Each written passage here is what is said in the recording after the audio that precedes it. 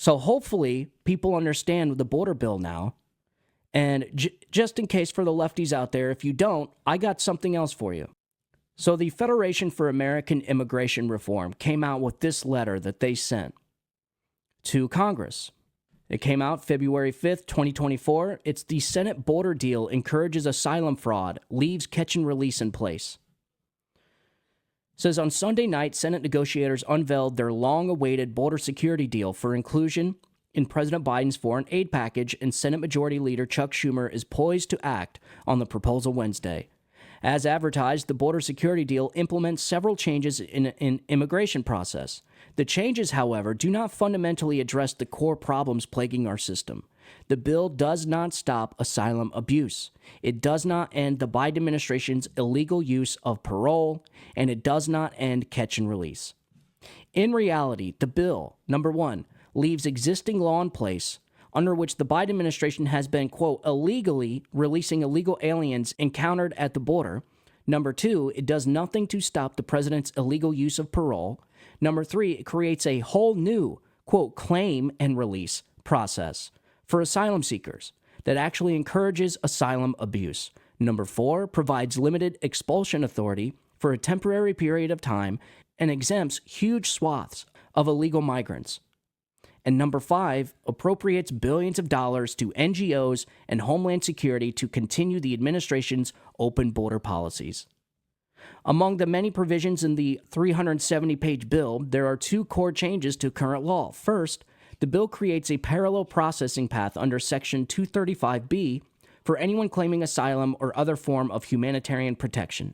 DHS has complete discretion to determine who is put into this path. However, aliens are not eligible to be processed under 235B unless they have been in the U.S. for more than 14 days and are encountered within 100 miles of the border. Unaccompanied alien minors may not be processed under this authority. Aliens referred to be processed under Section 235B will be immediately released and placed on alternatives to detention. They are guaranteed work authorization almost immediately. This is another organization that pretty much came out after this bill was released because, again, it was negotiated in secret and dropped 24 hours before it was supposed to be voted on, which didn't give people much time to read it. But when you do read it, you're like, this does absolutely nothing. In fact, it's going to make it worse because it's going to process the illegal immigrants faster into the United States. It's going to give them work visas. It's going to give them everything they need to settle into the country. It flies them wherever they want to go, free phone, free food, whatever they need. It did absolutely nothing to secure our border. Nothing. And the worst part about all of it is it all relied, the provisions all relied on Joe Biden to enforce them in the first place. The same guy that dismantled the policies and the secure border to begin with. This is how nonsensical this stuff is. This is how deceptive this stuff is.